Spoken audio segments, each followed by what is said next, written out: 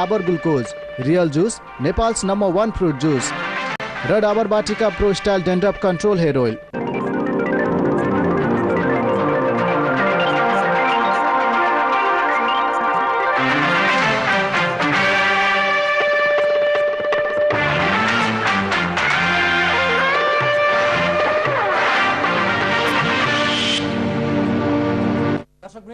नमस्कार।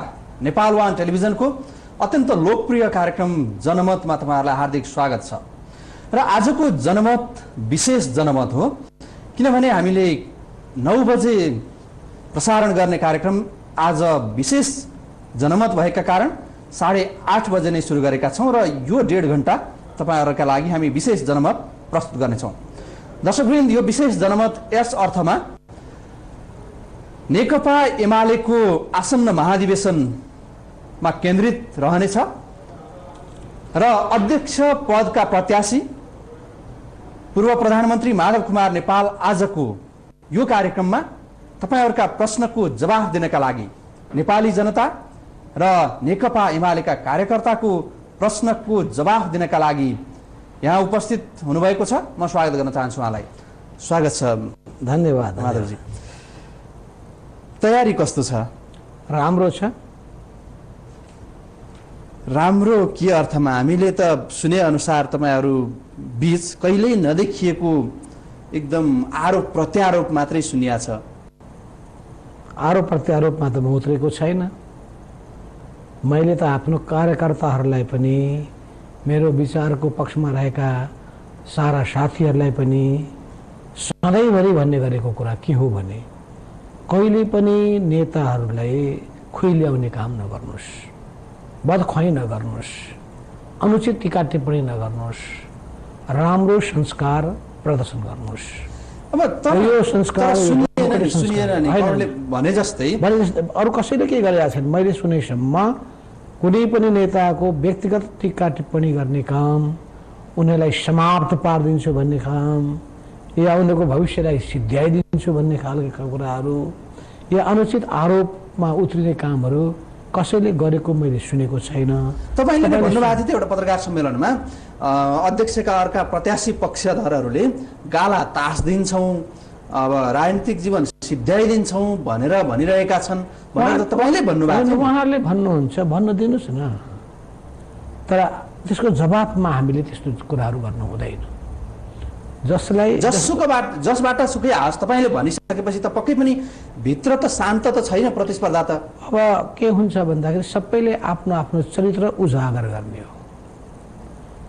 जसको तपाईले भन्नुभएको छैन होला, तर तल्लो तहका कार्यकर्ताहरूले त्यस्तो ईदको जवाफ पत्थरले दिइरहेका छन् कि? होइन होइन, त्यस्तो फेरि त्यो कस्तो हुन्छ भने जस्तो गुरु त्यस्तो चेला भन्ने बनाइ छ, उखान छ। राम्रो प्रशिक्षण दिन्छौं तर त्यही हुन्छ, किन पानी र बानी माथिबाट तल झर्ने हो। मैले जस्तो कुराहरू सिकाउने हो त्यस्तै कुरा तल सिक्ने हो। मैले सधैँभरि जोड दिने के गरेको छु भन्दाखेरि राम्रो संस्कार प्रदर्शन गर्नुहोस्। नेकपा एमालेको स्कुलिङमा नेकपा एमालेप्रति आस्थावान भएका मान्छेहरूले नेकपा एमालेको प्रतिष्ठा अभिवृद्धि गर्ने, त्यो प्रतिष्ठा नेकपा एमाले जिन्दाबाद भनेर मात्र पुग्दैन। नेकपा एमाले जिन्दाबाद भन्ने र एमालेको प्रतिष्ठामा आघात पुर्याउने काम त गर्न भएन। माधवजी, म तपाईलाई रोकेर एकैछिन, कोही दर्शक हुनुहुन्छ जो जनता कार्यकर्ता जो पनि हुन सक्नुहुन्छ, तपाईप्रति के जिज्ञासा छ म स्वागत गर्न चाहन्छु। हेलो। हजुर नमस्ते। नमस्ते। कहाँबाट को बोल्दै हुनुहुन्छ? म भक्तपुरबाट प्रकाश बराल। प्रहलादजी, तपाईको प्रश्न के छ माधव कुमार नेपाललाई, र तपाईको प्रश्न छोटो भन्दा छोटो गर्नु होला। म प्रकाश बराल हो हैन? हजुर। म माधव कमरेडलाई नमस्कार गर्छु। सिधा प्रश्न गर्न सुन्नु भएको छ। हजुर कमरेड नमस्कार। नमस्कार। हजुरले यत्रो समय पार्टीमा बस्नु भयो हैन? पार्टीमा योगदान पनि गर्नुभयो। हजुर। र अब पछिल्लो समयमा केपी ओली तपाईको प्रतिस्पर्धामा आउनु भएको छ हैन र? हजुर हजुर। तपाईले यत्रो समय प्रतिस्पर्धा गर्नुभयो, केपी ओलीले छोडिँदा के बिग्रिन्छ तपाईको? हजुर हजुर। जवाफ के बिग्रन्छ? बिग्रन्छ। सवाल मैले छोड्ने नछोड्ने भन्ने कुरा होइन। सवाल पार्टी कुन दिशामा कस्तो अवस्थामा पुग्ला भनेको चिन्ता हो। पार्टीले कस्तो नीति अवलम्बन गर्ला भन्ने चिन्ता र चासो हो। अहिले हामीले तपाईलाई थाहा छ कि केही विषयहरू नयाँ ढङ्गले उठाएका छौँ। 2062-63 जनक्रान्ति सम्पन्न भयो कि भएन र नेपाली समाजको चरित्र बदलियो कि बदलिएन, जनताको बहुदलीय जनवादलाई परिपूर्ण होइन, यसलाई अझै विकास र समृद्ध बनाउनु पर्छ कि पर्दैन र यो नेकपा एमाले पार्टीलाई क्रान्तिकारी र आमूल परिवर्तनको संवाहक र आम जनताको प्यारो पार्टीको रूपमा, देशभक्त पार्टीको रूपमा, लोकतान्त्रिक चरित्र र आचरण बोकेको पार्टीको रूपमा यसका कार्यकर्तालाई उत्पादनसँग जोडेर र जनतालाई पनि सबै खालका गरिबी, अभाव, बेरोजगारी, अन्य अत्याचारबाट मुक्त गर्ने कामको निम्ति दिशाबोध गर्ने किसिमको दृष्टिकोण बोकेका कार्यकर्ताहरू र पार्टी निर्माण गर्ने हो कि होइन। त्यो त अवसर जस्तै नेतृत्व भनेको एउटा चाहिँ एक कार्यकाल हुनुपर्छ, त्यो व्यक्तिले क्षमता त्यति बेलै देखाउनु पर्छ भन्ने एउटा मान्यता छ नि। सबै कार्यकालमा नेतृत्व गर्नुभयो पार्टीको, त्यसो भएको त्यति बेला नै गर्न सक्नुहुन्थ्यो नि। त्यसो भएको हुनाले पनि अहिलेको परिस्थिति बदलिएको छ। हिजोसम्म हामी राजनीतिक क्रान्तिमा केन्द्रित थियौँ। राजनीतिक क्रान्तिमा केन्द्रित हुनुको अर्थ के हो भने प्रतिक्रियावादी सत्तालाई, प्रतिक्रियावादी शासनलाई ढाल्ने कामलाई केन्द्रबिन्दुमा राखेका थियौँ। त्यो बेलामा आर्थिक क्रान्तिको सवाल प्रमुख थिएन। एउटा काम सम्पन्न गरिसकेपछि अब अर्को कामको अभिभारा हाम्रो काँधमा आएको छ। भनेपछि आर्थिक क्रान्तिका लागि अबको पार्टीलाई नयाँ ढङ्गले पुनः संरचना गर्नु पर्दछ। अबको पार्टीलाई उत्पादनसँग जोड्नु पर्दछ। हिजो क्रान्ति राजनीतिक क्रान्तिको नेता पार्टी थियो, अब आर्थिक क्रान्तिको नेता पार्टी भन्नु पर्दछ। हिजो राजनीतिक क्रान्तिको अगुवाई गरेको थियो, अब सामाजिक आर्थिक रूपान्तरणको कामको निम्ति तदनुरूपकै आचरण, दृष्टिकोण, डाइनामिजम सबै पार्टीलाई त्यही हिसाबले वामपन्थीहरूलाई मिलाउन सक्ने, एकताबद्ध बनाएर लान सक्ने, नेपाली कांग्रेससँग पनि मिल्ने कुराहरूमा मिलेर जान सक्ने, प्रतिस्पर्धामा नेकपा एमालेलाई सर्वश्रेष्ठ साबित गर्न सक्ने, नेपाल राष्ट्र नेकपा एमालेलाई अन्तर्राष्ट्रिय रूपमा पनि अझ नयाँ उचाइमा पुर्याउनु पर्ने, यी सबै अभिभाराको निम्ति कस्तो नेतृत्व, को नेतृत्व होइन, कस्तो नेतृत्वको आवश्यकता छ भन्ने कुरालाई हामीले बहसको विषय बनाउन उपयुक्त हुन्छ। त्यही भएर तपाईँ चाहिँ उम्मेदवार दिँदै अब मलाई नयाँ पुस्ताका हाम्रा कमरेडहरूको धारणा के रह्यो भने तपाईँको आवश्यकता छ, मैले नयाँ पुस्ताले नै आउनुहोस् न, अभिभारा लिनुहोस् भनेर भनिरहेको छु। अहिले पनि म एकैछिन रोकेँ। नयाँ पुस्ताले के चाहेका छन् तपाईँकै कार्यकर्ताको प्रश्न म लिन चाहन्छु। हेलो हेलो हजुर हजुर हो, कहाँबाट को बोल्दै हुनुहुन्छ? गङ्गोपुबाट बाबुराम अधिकारी। कहाँबाट? गङ्गोपुबाट। गङ्गोपुबाट को बोल्नुभयो? बाबुराम अधिकारी। अधिकारीजी हजुर सर, तपाईँको प्रश्न के छ? अलि आवाज ठुलो पारेर एकदम छोटो प्रश्न गर्नुहोस्। हुन्छ सर, ओके सर। हजुर सर, हेलो, प्रश्न गर्नुहोस् माधव कुमार नेपाललाई। म गङ्गोपुबाट बाबुराम अधिकारी। तपाईँको प्रश्न के छ? मेरो प्रश्न छ माधव कुमार नेपाललाई। उहाँले 2 नम्बरमा चुनाव जितेको 10 महिना भएको छैन हो, 6 महिना भएको छैन। अहिले घात र प्रतिघातले गर्दाखेरि तपाईँको अहिले त्यही ठाउँमा खिनगोपाल श्रेष्ठले चुनाव हार्नु भइरहेको छ।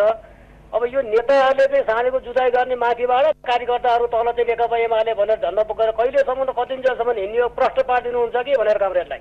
कार्यकर्ताहरू निराश रहेछन् है, घात प्रतिघात सुरु भएको रहेछ पार्टीभित्र। अब हाम्रो अधिकारीजीले अन्तर्घात भयो भन्ने कुरा भनिसकेपछि म पनि गम्भीर भएँ, किनभने यसको जानकारी तलका कार्यकर्तालाई ज्यादा हुन्छ।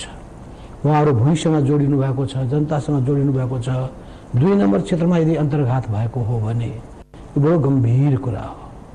जबकि अन्तर्घात भए पनि तपाईँ पक्षकै कार्यकर्ताबाट भयो होला नि त। अब गोपाल श्रेष्ठ त ओलीकै पक्षमा लाग्नु भएको छ।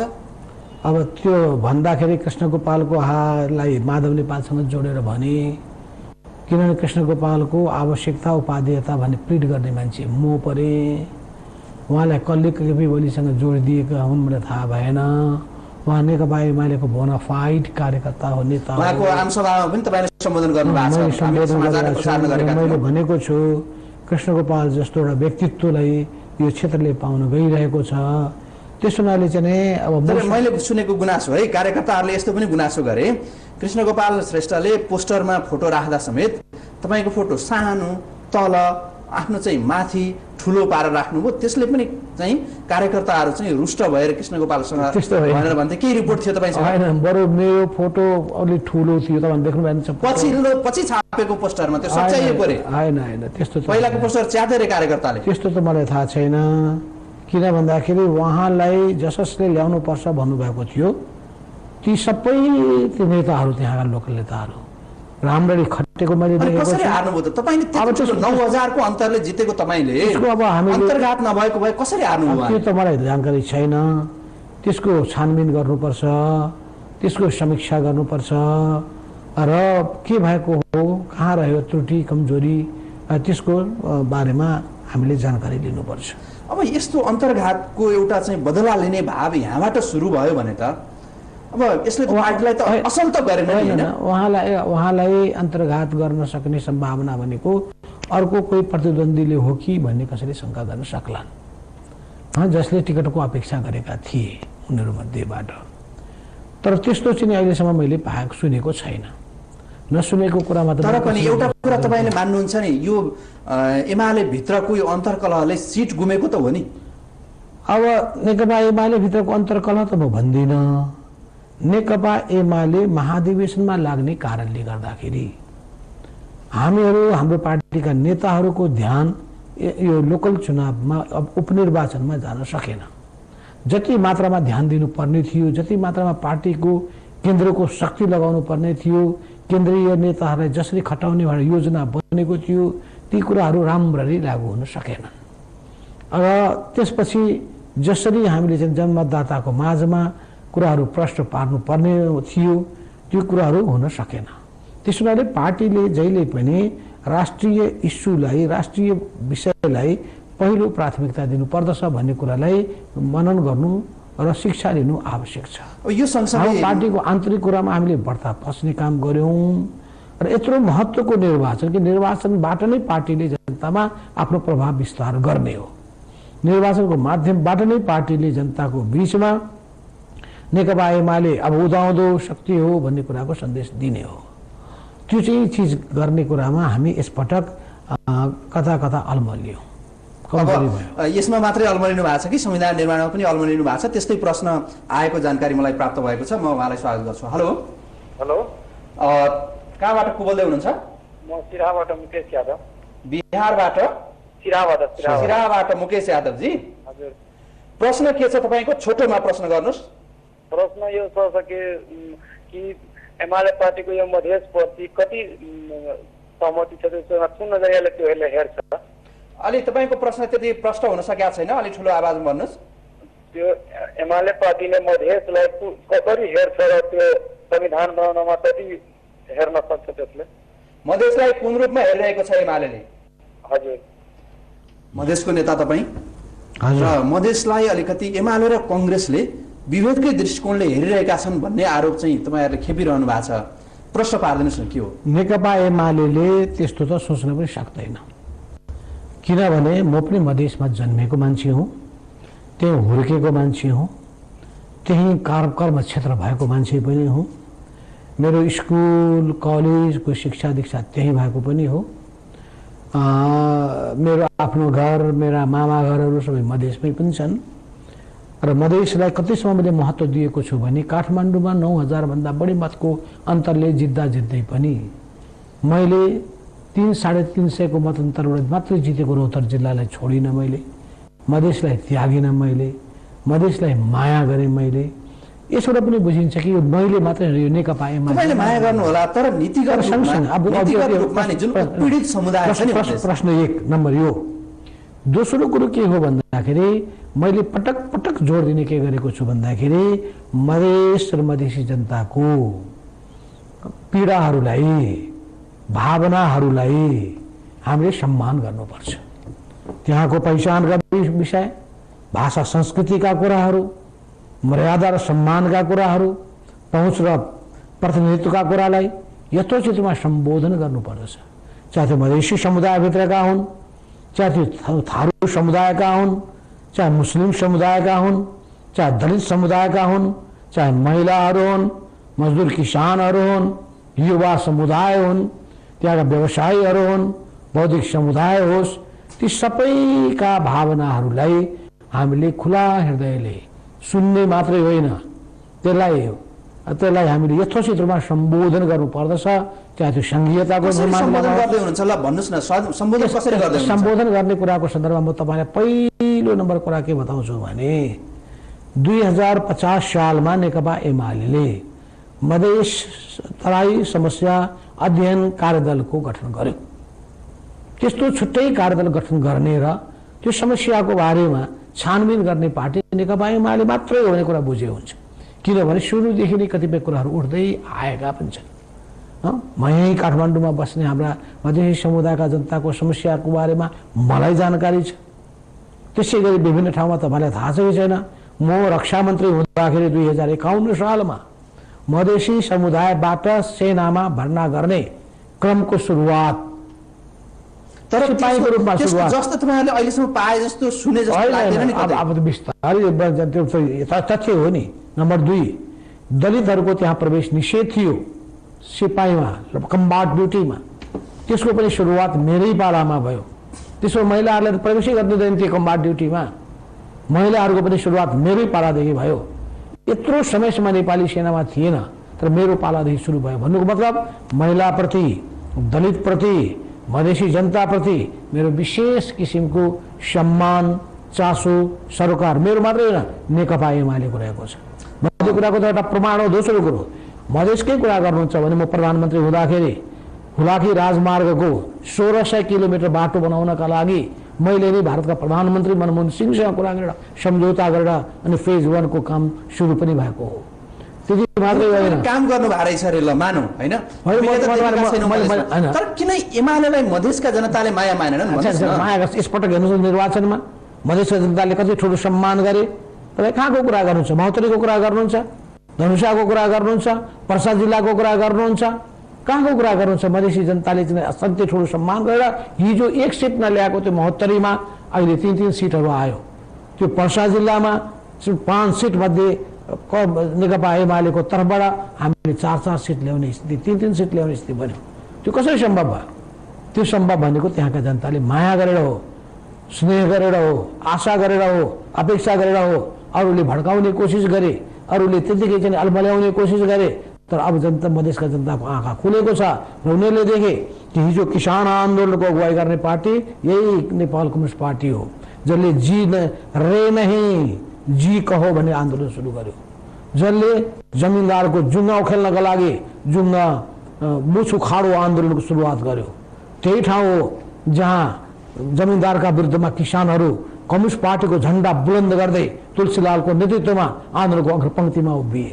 मैले पनि तर मधेसकै त्यो भूमि हो जहाँ रौतहट जिल्लामा 3 सिट 15 सालको चुनावमा मध्ये 2 सिट कम्युनिस्ट पार्टीले जितेको त्यो जिल्ला पनि रौतहट जिल्ला नै हो, मधेस नै हो।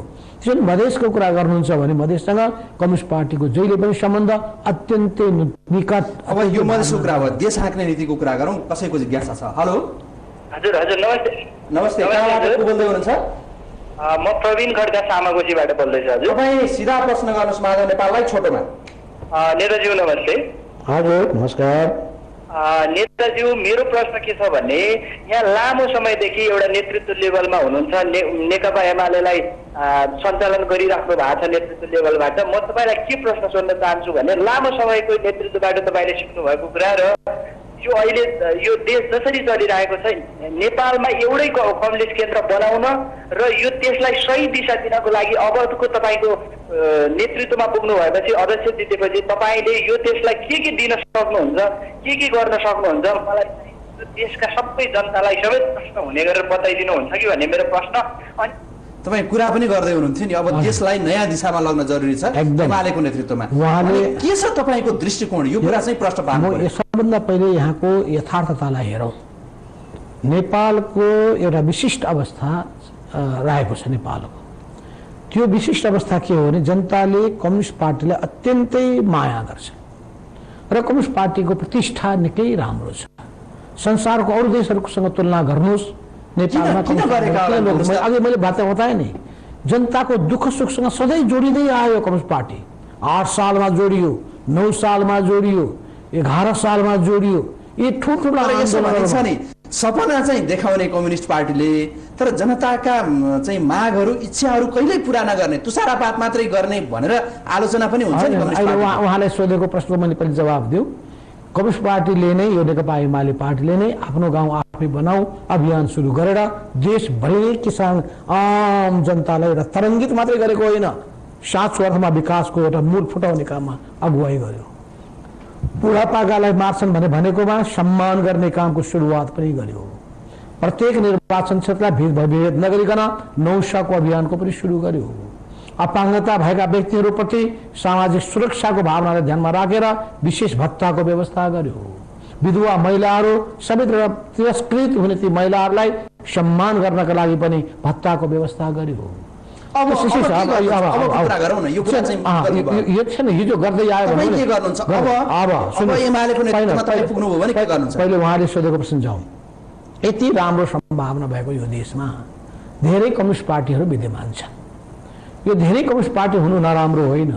यसबाट के देखिन्छ भने कम्युनिस्ट आन्दोलन लोकप्रिय छ र जुन लोकप्रिय हुन्छ नि त्यही सबै लगाउँछ, त्यही सबैले अगाडि सार्न चाहन्छन्, त्यसैको नाम मान्छेले बजाउन चाहन्छन्। त्यसो कारण यी छरिएका कम्युनिस्टहरूलाई एकताबद्ध बनाउनका लागि नेकपा एमाले भूमिका खेल्नुपर्छ। व्यवस्था गर्ने होइन, साना भए भनेर होइन, या अरू प्रतिद्वन्दी भए भनेर त्यसरी ईर्ष्या गर्ने होइन, उनीहरूसँग सहकार्यका बाटाहरू खोज्नु पर्दछ। किन जब नेकपा एमाले नेपालको राजनीतिमा महत्त्वपूर्ण भूमिका खेल्नु छ भन्ने हामी ठान्छौँ भने नेकपा एमाले त सबैलाई समेट्न सक्नु पर्यो। कम्युनिस्ट आन्दोलन एकताबद्ध बनाउनु पर्यो, एकताबद्ध हुन सक्दैन सहकार्य गरेर जानु सक्नु पर्यो। त्यसै गरी नेपाल कम्युनिस्ट पार्टी मात्रै होइन, म भन्छु नेपालको राजनीतिमा क्रियाशील भएका अरू पार्टीहरू पनि देशभक्तिको सवालमा, लोकतन्त्रको सवालमा, स्थिति परिपाटी बसाउने सवालमा, सुशासनको सवालमा, पर्यावरणको सवालमा, शोषण अन्याय अत्याचार विभेद पछौटेपन समाप्त पार्ने सवालमा, सामाजिक आर्थिक रूपान्तरणको इस्युले लिएर अगाडि बढ्ने सवालमा नेकपा एमाले एउटा उदाहरण प्रस्तुत गर्न सक्नु पर्यो। अर्थात् नेकपा एमाले सुशासनको पनि नेता, नेकपा एमाले आर्थिक क्रान्तिको पनि नेता, नेकपा एमाले आर्थिक विकासको गतिविधि बनाउने नेता पनि। यहीँनिर समस्या भयो। जस्तै दुईवटा ठुला पार्टी छन् नेपालमा कम्युनिस्ट पार्टी होइन, एउटा एमाले अर्को चाहिँ एकीकृत माओवादी। अब नेतृत्व कसले गर्ने त्यसको त्यो आन्दोलनको पनि भन्ने कुरा होला नि। तपाईँले त भन्नुभयो कि सहकार्य हुन सक्छ गर्ने नीति ल्याइनुपर्छ भन्नुभयो कम्युनिस्ट पार्टीहरूको। नेतृत्व कुन पार्टीले गर्ने त्यो पनि विवाद होला नि। कस्तो हुन्छ भने तपाईँ नेपालको राजनीतिक संस्कार, नेपालका पार्टी र नेताहरूको संस्कार र अरू देशको राजनीतिक पार्टीका नेताहरूको पार्टीको संस्कारमा तपाईँ तुलना गर्नुभयो भने यहाँ तपाईँ बडो उच्च संस्कार पाउनुहुन्छ। अरू देशमा त दुई पार्टीका मान्छे बोलीचाली पनि गर्दैनन्, एउटा मञ्चमा बस्दा पनि बस्दैनन्, एक ठाउँमा सबै आउँदा पनि आउँदैनन्। अस्ति भर्खरै आङ सान सुकीले भन्दै हुनुहुन्थ्यो, मलाई त अचम्म लागेको छ विभिन्न पार्टीका नेताहरू एकै ठाउँमा तपाईँहरू बस्नु भएको छ, बस्दैनन्। यो संस्कार त हामीले देखायौँ नि भनेपछि कसै पनि, तर कुरा त मिल्दैन नि। मिलेको पनि छ, मिलेको पनि छ, मिल्दैन मिलेर कसरी हुन्छ। पहिले बस्नु त पर्यो। सुरुवात भनेको बसाइबाट हुन्छ, सुरुवात भनेको छलफलबाट हुन्छ, सुरुवात भनेको सम्बन्धबाट हुन्छ, सुरुवात भनेको इस्युहरूमा एकताबाट हुन्छ। इस्युमा विभेद छ भने विभेद रहन्छ। त्यसो हुनाले यी सबै कुराको निम्ति संस्कार बसाल्ने काममा नेकपा एमाले भूमिका खेलेको छ। अब यो सबै कुराको सन्दर्भमा तपाईँ नयाँ नेपालको निर्माण गर्ने दुईटा पाटो भयो। नेपालका पार्टीहरूलाई समेट्ने कुरा, नेपाली जनताको समस्यालाई सम्बोधन गर्ने कुरा, नेपाल राष्ट्रको समस्यालाई हल गर्ने कुरा, यी तीनटै कुराको सन्दर्भमा नेकपा एमालेसँग नयाँ नेपालको निर्माण गर्ने एउटा नयाँ तस्बिर हिजो हामीले भिजन नेपाल 2020 अगाडि सारेका थियौँ। अब हामी नेपाललाई आउँदो 10 वर्षभित्र यो अल्पविकसित राष्ट्रबाट विकासशील राष्ट्रको पङ्क्तिमा पुर्याउनको लागि एउटा योजना अगाडि सार्दैछौँ। त्यसै गरी आउँदो 35 वर्षभित्र नेपाललाई विकसित राष्ट्रको रूपमा पुर्याउनु पर्ने एउटा चुनौतीको विषयलाई हामी अगाडि सार्दैछौँ। यसको निम्ति नेपालको कृषि क्षेत्रलाई नेपाली अर्थतन्त्रको मेरुदण्डको रूपमा लिँदै, नेपालको यातायातको व्यापक सञ्जाल विकास गर्ने कुरालाई हामीले एउटा महत्त्वपूर्ण जिम्मेवारीको रूपमा लिँदै, त्यसै गरी जलस्रोत र जलविद्युतको विकासलाई हामीले सिङ्गो मुलुकको आर्थिक विकासको निम्ति महत्त्वपूर्ण अङ्गको रूपमा लिँदै र यहाँको पर्यटनको विकासलाई एउटा ड्राइभिङ फोर्सको रूपमा लिँदै, सेवा क्षेत्रको व्यापक विस्तार गर्ने कुरालाई हामीले मध्यनजर राख्दै, यहाँ लाखौँ लाख मान्छेलाई रोजगारी सृष्टि गर्ने त्यसपछि स्वदेशी राष्ट्रिय पुँजीको विकासमा अत्यधिक जोड दिने, 3 खम्बे अर्थतन्त्रको नीति अवलम्बन गर्दै सहकारी क्षेत्रलाई व्यापक रूपमा प्रोत्साहन दिने, त्यसै गरी तपाईले त्यो गर्नुहुन्छ हैन? तपाईको नेतृत्वमा यी सबै कुराहरू गरेर हामीले युवाहरू जो विदेश पलायन भइरहेका छन् स्वदेशमै रोजगारी प्रदान गर्ने, यी सबैहरू गर्न सक्ने यहाँ प्राथमिक आश्वासन मात्रै त होइन। हामी जहिले गएका छौँ गरेका छौँ, त्यसो त म त दावाका छ भन्ने गर्छु नि।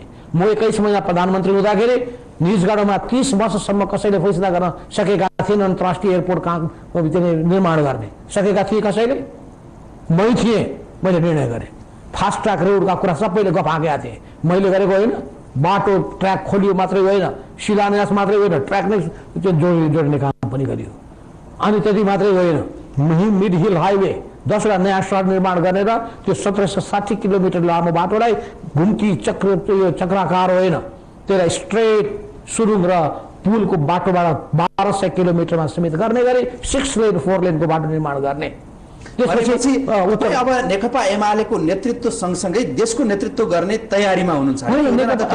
नेकपा एमालेलाई देशको नेतृत्व गर्नका लागि मात्रै हामीले त्यसलाई योग्य बनाउने हो, सक्षम बनाउने हो। नभए नेकपा एमालेको आवश्यकता किन? जनतासँग जोडिँदैन भने, देशको विकाससँग जोडिँदैन भने, गफाडीको एउटा क्लबको रूपमा परिणत हुन्छ भने नेकपा एमालेको किन आवश्यकता पर्यो? गफाडी क्लब बनाए भइगयो नि। अर्को दर्शकलाई स्वागत गर्छु म। हेलो हेलो हजुर नमस्ते। नमस्ते, कहाँबाट को बोल्दै हुनुहुन्छ? कहाँबाट? रूपन्देही।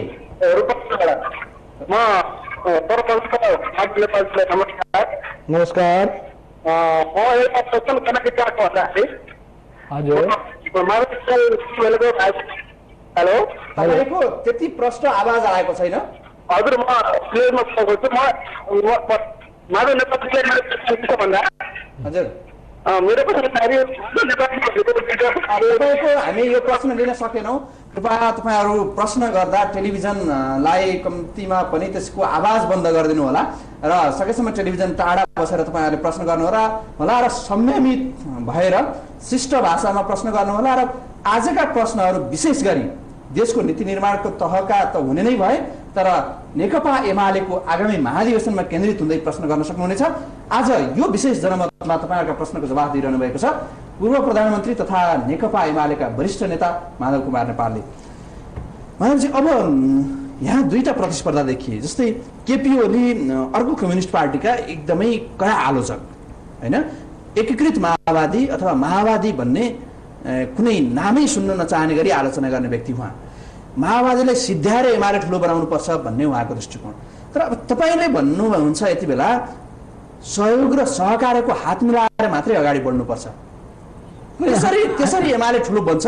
अब हेर्नुहोस् त, तपाईँ प्रतिस्पर्धाको राजनीतिमा जाने, प्रतिस्पर्धाबाट आफूलाई विचारको प्रतिस्पर्धामा, तपाईँले सङ्गठन सञ्चालनको प्रतिस्पर्धामा, तपाईँले व्यवहार र आचरणको प्रतिस्पर्धामा, प्रशासन सञ्चालनमा खुबीको प्रदर्शन गर्ने प्रतिस्पर्धामा, राम्रो कार्यशैली अवलम्बन गर्ने प्रतिस्पर्धामा, भ्रष्टाचारबाट मुक्त हुने चरित्र अवलम्बन गर्ने प्रतिस्पर्धामा, छिटो छिटो काम, क्वालिटीको काम प्रदर्शन गरेर अनि त्यसमा श्रेष्ठ हुने प्रतिस्पर्धामा तपाईँले उत्रिनै पो हो त। किन सिद्ध्याउने? हामीले काम गरेर मात्रै अरूलाई सिद्ध्याउने होइन, सिद्ध्याउने नीति नै दिँदैनौँ हामी। किन हामी त नसिद्ध्याएर तपाईँले नेतृत्व गरेर तपाईँको पार्टी ठुलै हुँदैन भनेदेखि तपाईँलाई कार्यकर्ताले किन भोट दिएर अध्यक्ष बनाउने? सिद्ध्याउने नीति त हेर्नुहोस्, हामीले बहुत जनताको बहुदलीय जनवादमा लिएकै छैनौँ। प्रतिस्पर्धामा अरूलाई सिद्ध्याउने होइन, आफू असल हुने, अरूको टाउकोमा खुट्टा टेक्ने होइन, आफ्नो खुट्टामा बलियो भएर आफ्नो योग्यताको आधारमा अगाडि बढ्ने, अरूको बदखुवाई गरेर समय बिताउने होइन, आफ्नो काममा सकारात्मक पोजिटिभ भूमिका खेलेर अगाडि बढ्ने, त्यस्तो किसिमको पो सोच हामीले लिनुपर्छ। म अर्को कुरा भन्छु, हिजो कम्युनिस्ट पार्टीभित्र अरू पार्टीहरूलाई निषेध गर्ने र समाप्त पार्ने नीति थियो, तर हामी बहुदलीय प्रतिस्पर्धामा आइसकेपछि पार्टीहरूलाई निषेध गर्ने नीति हामीले छोडिदियौँ र अरूको पनि अस्तित्वलाई स्वीकार गर्यौँ।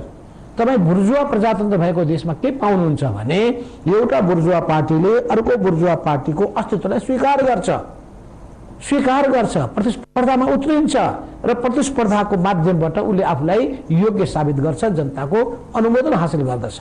भने हामी कम्युनिस्ट पार्टीले पनि अरू कम्युनिस्ट पार्टी भएकोमा खुसी पो गर्नुपर्छ। अरू कम्युनिस्ट पार्टी देख्ने बित्तिकै ईर्ष्या गर्नुपर्ने के आवश्यकता छ? एउटा कम्युनिस्ट पार्टीको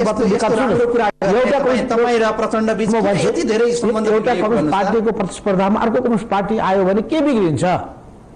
होइन, हाम्रो प्रतिस्पर्धामा काङ्ग्रेस आउने हामी खुसी हुने, अरू कम्युनिस्ट पार्टी आयो भने हामीले नाखुस हुनुपर्ने कुरा छ।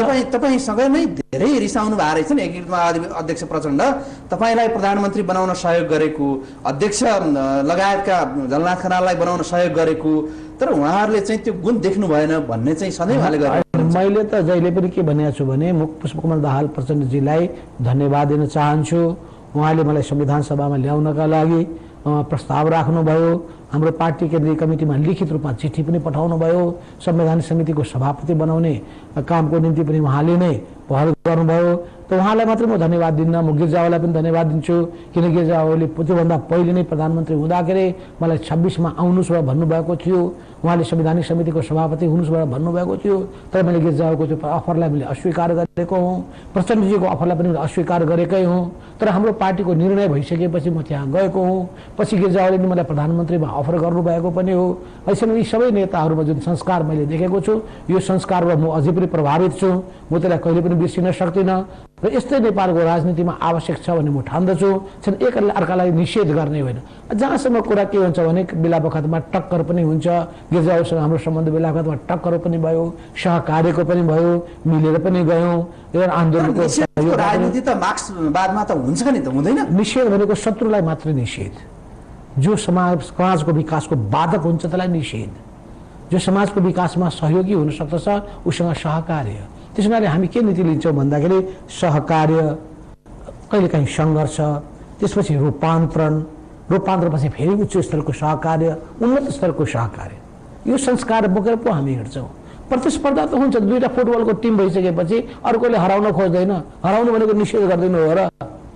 त्यसलाई खेलको नियमको रूपमा बुझ्नु पर्यो। चुनावलाई, प्रतिस्पर्धालाई एकदम जीवन मरणको लडाइँको रूपमा त ठान्नै हुँदैन। हेर्नुहोस्, अर्को दर्शक हुनुहुन्छ, कोही जनता कार्यकर्ता नै हुनुहुन्छ तपाईँकै पार्टीको।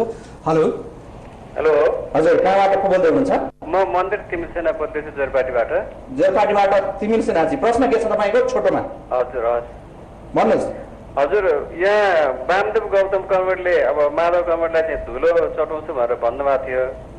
अब त्यस्तो किसिमको अप्रिय शब्द चाहिँ हामी कार्यकर्तालाई चाहिँ अलिकति नसुहाउने किसिमको शब्द हो। फेरि दोहोऱ्याउनुहोस्। म मन्दिर तिमिल सेना बोल्दैछु, जोरपाटी। प्रश्न दोहोऱ्याउनुहोस् न। वामदेव गौतम कमरेडले माधव कमरेडलाई चाहिँ धुलो चटाउँछु भनेर भन्नुभएको थियो। यस्तो हामी चाहिँ कार्यकर्ताको लागि यस्तो अप्रिय शब्द चाहिँ नभनिकन स्वच्छ प्रतिस्पर्धा गर्ने भनेर भन्नुभएको भए हुन्थ्यो। अब उहाँको धारणा चाहिँ यसमा के छ भन्ने मेरो जिज्ञासा। अब तपाईँलाई धुलो चटाउन, नेपाललाई धुलो चटाउन भनेर वामदेव गौतम लाग्नु भएको छ, उप प्रधानमन्त्री, कार्यवाहक प्रधानमन्त्री। अब हेर्नुहोस् के हुन्छ भन्दाखेरि एउटा पार्टीभित्र पनि अलग अलग संस्कारमा हुर्केका मान्छेहरू हुन्छन्। नेताहरूको कसरी त तपाईँ नै नेतृत्वमा हुनुहुन्थ्यो। अब एउटा परिवारमा तपाईँकै परिवारमा तपाईँको एउटा दाजु एउटा चरित्रको, अर्को बाहिर हुँदैन, एउटा दिदी एउटा स्वभावको, बहिनी अर्को स्वभावको हुँदैन। यो त सामाजिक जीवनको यथार्थ कुरा हो। मान्छे जुन पृष्ठभूमिबाट आएको हुन्छ त्यस्तै सिकेको हुन्छ। उहाँहरूले त्यही सिक्नु भएको छ भने अब उहाँहरूले ठिक सिक्नु भएको छ कि गलत सिक्नु भएको छ भन्ने कुरा त्यसको इजलास, खुला इजलासमा, जनताको इजलासमा त्यो उजागर भइरहेको छ। अझै बोल्न दिनुहोस्, धुलो चटाउने हो कि अझै हिलोमा जाकिदिने हो कि उठ्नु नसक्ने गरी समाप्त पारिदिने हो कि उहाँहरूले गर्नु नै त्यही हो। म चाहिँ त्यस्तो गर्न चाहन्न। म त हिलोमा लडेकोलाई पनि उठाउन चाहन्छु, धुलोमा लडेकोलाई पनि म उठाउन चाहन्छु।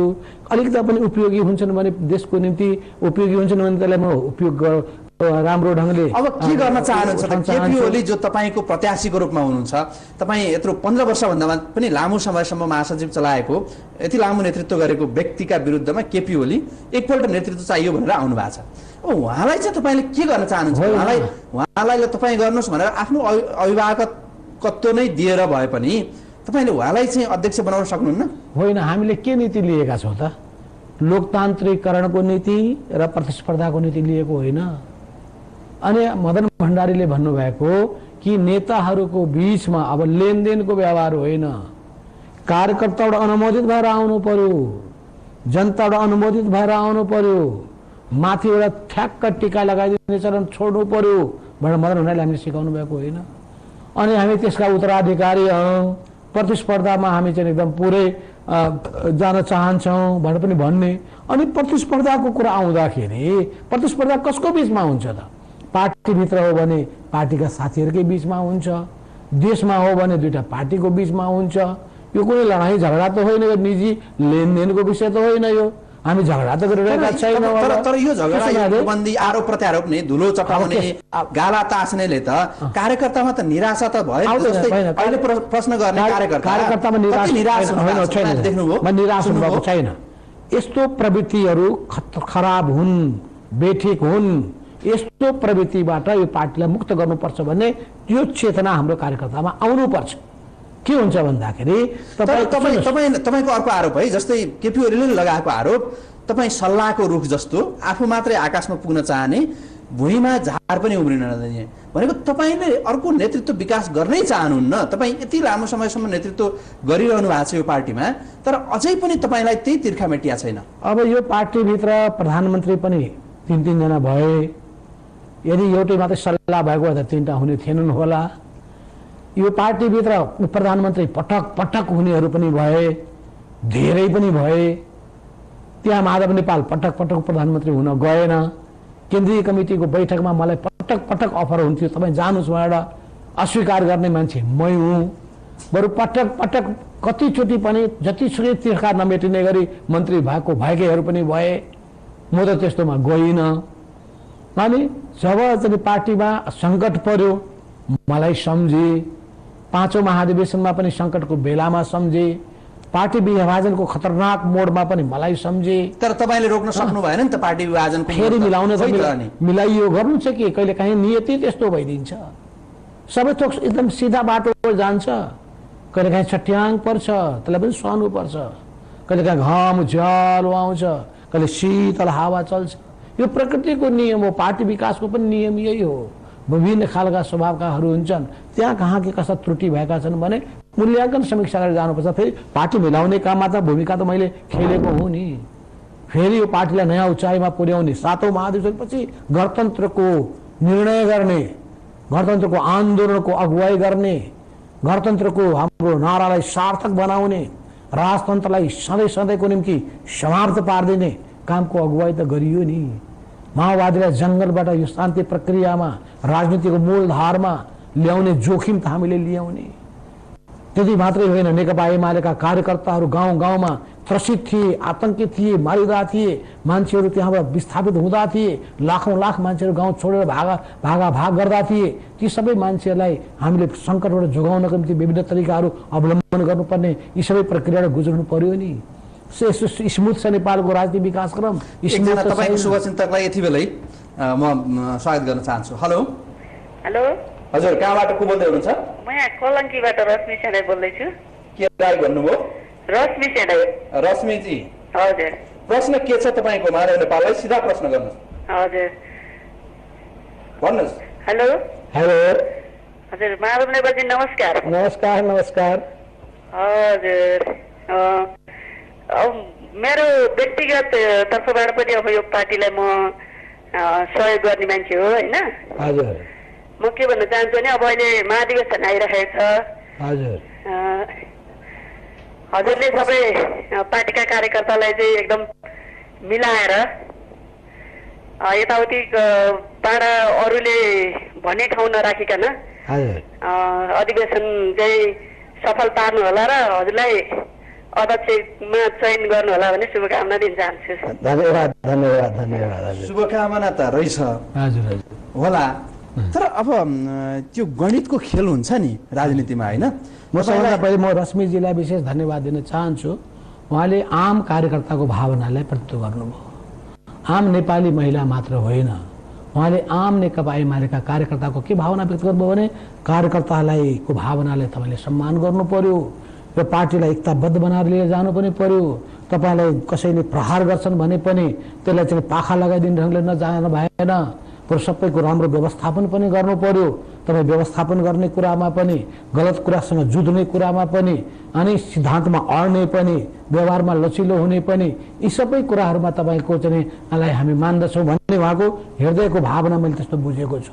उहाँको हृदयको जुन त्यो भावनालाई म उच्च मूल्याङ्कन गर्न चाहन्छु। तपाईँ माधव नेपाल चाहिँ एउटा असल नेता हो भन्ने मान्छेहरू थुप्रै होलान्, जनता थुप्रै होलान्, किनभने तपाईँ यो देशको प्रधानमन्त्री बनिसक्नु भएको छ, निर्वाचित प्रधानमन्त्री, त्यस कारणले छैनन् भन्ने कुरा पनि भएन। तर राजनीतिमा गणितीय खेल हुन्छ नि, मैले भने नि हजुर, जनताले तपाईँलाई अध्यक्ष बनाउन चाहलान् अथवा अधिकांश कार्यकर्ताले पनि तपाईँलाई बनाउन चाहेका होलान्, तर प्रतिनिधि को छन्, कसलाई बनाएर ल्याइएको छ भन्ने खेलले पनि अध्यक्ष हुने या नहुने कुरा निर्धारण गर्छ नि त। यहाँ त अब तपाईँ पक्षका भन्दा केपी ओली पक्षका प्रतिनिधिहरू, महाधिवेशन प्रतिनिधिहरू बढी चयन भएको रिपोर्ट आएको छ। के हो तपाईँको कुराले त मलाई हाँसो पो लाग्यो त। उहाँहरूले दाबी गर्नु भएको छ, यो भलै अब हामीलाई थाहा छैन तपाईँहरूको पार्टीको। म यति मात्रै भन्न चाहन्छु कि प्रतिनिधिको चयन गर्ने कुरामा हाम्रो पार्टीका आम सदस्यहरूले जुन किसिमको स्वविवेकको प्रयोग गर्नुभएको छ, बडो बुद्धिमत्तापूर्ण ढङ्गले आफ्नो प्रतिनिधिको चयन गर्नुभएको छ, पार्टीको भविष्य, भाग्य र भविष्य सुन्दर होस्, राम्रो होस् भन्ने चाहना राखेर पार्टीलाई क्रान्तिकारी बाटोमा तर गतिशीलताका साथ, डायनामिक हिसाबले, हृदयको फराकिलोपनाका साथ, तर मूल उद्देश्यप्रति दृढताका साथ अघि बढ्ने हिसाबले यो पार्टीलाई लानु पर्दछ भने जुन मूल्य मान्यता बोकेर उहाँले प्रतिनिधिको चयन गर्नुभएको छ, त्यसमा सिङ्गो पार्टीका 2,60,000 सदस्यहरूप्रति म सलामको अभिवादन गर्न चाहन्छु, क्रान्तिकारी लाल सलामको अभिवादन गर्न चाहन्छु। र अहिले निर्वाचित भएर आउनुभएका तमाम जो झन्डै 1800 भन्दा बढी सङ्ख्यामा, 1900को सङ्ख्यामा आउनुभएको छ निर्वाचित भएर, या त्योभन्दा त्यसकै सेरोफेरोमा आउँदै हुनुहुन्छ, उहाँहरू सबैप्रति पनि म हार्दिक सम्मान र बधाई पनि ज्ञापन गर्न चाहन्छु। पार्टीको भविष्यप्रति चिन्ता जाहेर गर्दै उहाँले चाहिँ केपी ओली पक्षले चाहिँ सूची बनाउँदा 70% प्रतिनिधि चयन भए हाम्रो पक्षमा भनिरहँदा तपाईँले चाहिँ हामी सूची बनाउँदैनौँ भन्नुभएको थियो नि। होइन, उहाँहरूले त म हार्छु कसरी भन्नुहुन्छ बाबा, प्रतिस्पर्धामा आउनेले त म जित्छु भन्नै परेन। स्थिति भित्रभित्रै जतिसुकै निराशा भए पनि, भित्र आपसमा जतिसुकै कलह र झगडा भए पनि, तिम्रो कारणले हारियो, तिम्रो कारणले शून्य भयो भनेर ठानिए पनि त्यो भन्नु त पर्यो नि। तर झुठो कुरा टिक्दैन, नक्कली कुरा टिक्दैन। साँच्चै हो त यो कुरा? तपाईँ पक्षधर प्रतिनिधि बढी आएकै हुन् त। अब मैले त्यसको निम्ति म धेरै दावा गर्न चाहन्न, तर म धेरै त्यसबाट उत्साहित छु। त्यसको निम्ति म धेरै सबै निर्वाचित गरेर पठाउनु भएका सबै व्यक्तिहरूलाई म धेरै धन्यवाद दिन चाहन्छु। तपाईँले अध्यक्ष बन्नका लागि तपाईँसँग के आधारहरू, एजेन्डाहरू छन् भन्ने अर्को एउटा प्रश्न यति बेला सायद आउँदैछ। हेलो हजुर सर, नमस्कार। नमस्कार, कहाँबाट को बोल्दै हुनुहुन्छ? म सल्यानदेखि दिनेश नेउपाने। सल्यानदेखि दिनेश नेउपाने। हजुर सर। प्रश्न के छ सिधा माधव नेपाललाई गर्नुहोस्। हजुर हेलो, हजुर माधव नेपालजी नमस्कार। हजुर नमस्कार।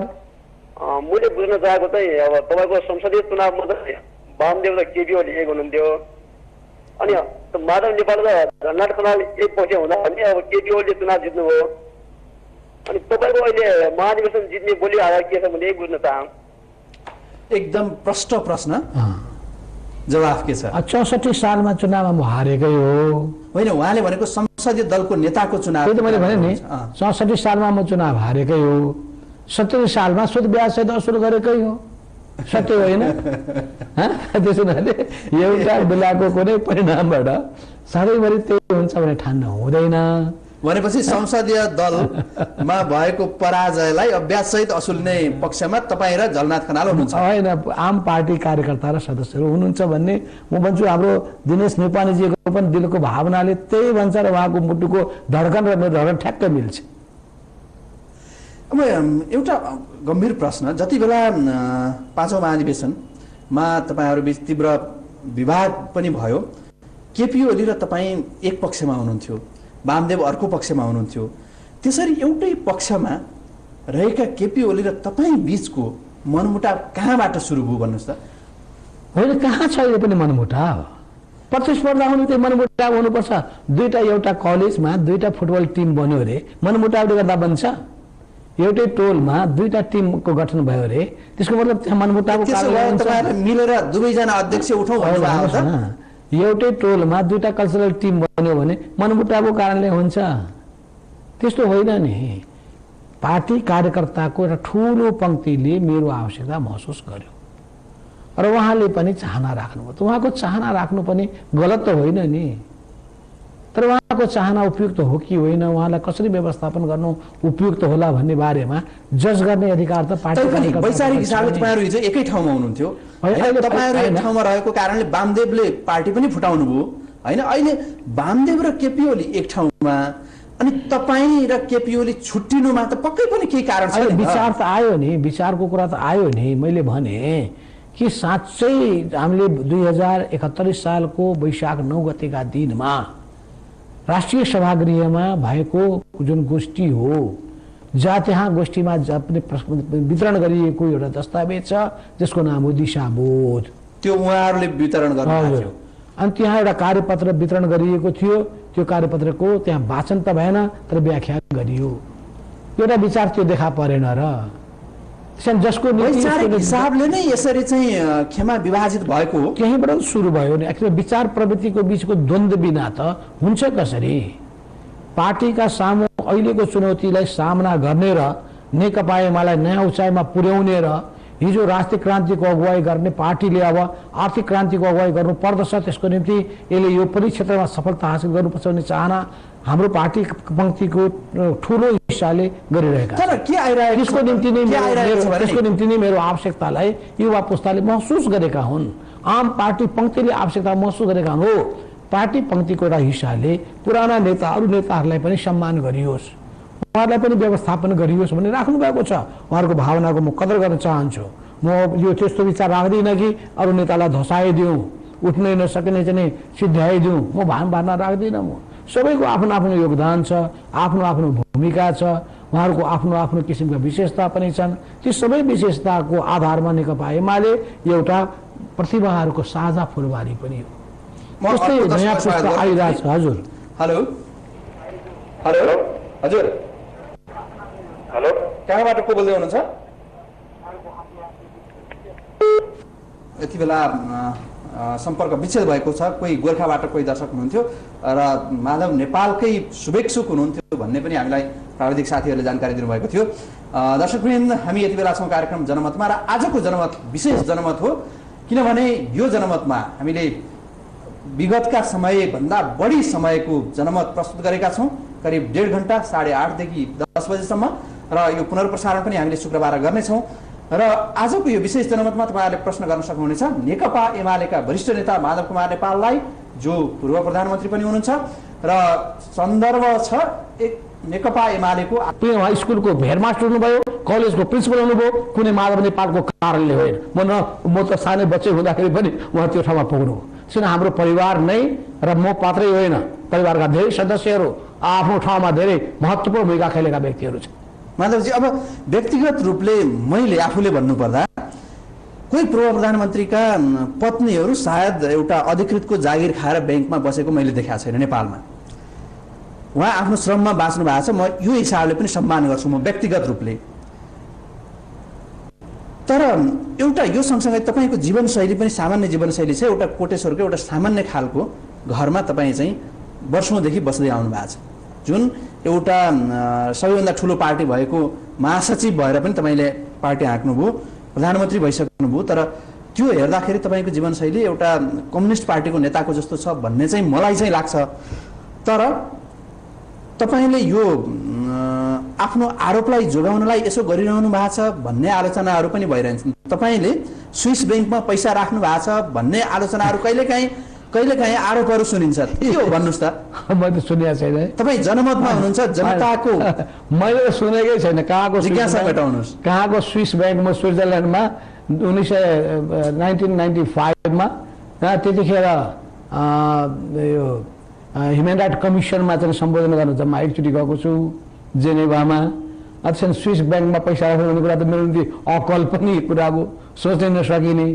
पैसा त कसैले दिनु पर्यो, कसले दिएको होला, कसैले दिने मान्छे त यो जातिमा जिउँदै हो कि मेरो घरभित्र खन्दाखेरि खाडलभित्र फेला परेको हो कि स्रोत हुन्छन् नि त। अब सत्ता र शक्तिमा पुगेका व्यक्ति, मेरो त मान्यता छ पैसा खाएर मान्छेले जिन्दगी बिताउने होइन, मरेपछि पैसा चाहिँ त्यो लाने पनि होइन। यो किन मरिहत्ते गर्ने पैसाको निम्ति? तपाईँले पैसालाई तपाईँलाई कमजोर बनाउँछ। फेरि हामीलाई त कुनै आवश्यकता पनि छैन, मेरो आफ्नै श्रीमतीको कमाइ छ हेर्नुहोस्। म आफै चाहिँ विभिन्न राज्यको चाहिँ विभिन्न अवधामा बस्दै आएको मान्छे पनि हो। मेरो छोरो आफैमा चाहिँ इन्जिनियर छ, मेरो छोरी आफैमा डक्टर छ, बिहा गरेर मैले पठाइसकेका छु भनेपछि मलाई के को निम्ति चाहियो? मेरो बुवाको अहिले पनि 17,000 कि 20,000 रुपियाँ पेन्सन आउँछ, 98 वर्षको भइसक्नु भएको छ, पेन्सन उहाँको आउँछ। अनि भनेपछि के चाहियो? मेरो जीवन सामान्य ढङ्गले चलाउने हो, यसो विभिन्न ठाउँहरूमा घुमफिर गर्नका लागि साथीभाइहरू छँदैछन्। के चिजको आवश्यकता पर्छ? अहिले चिनजान भएका साथीहरू, सद्भाव राख्नेहरू संसारभरि छन्। मैले एकचोटि चाहिँ मैले भन्नै पर्दैन, म कहाँ अफर छ।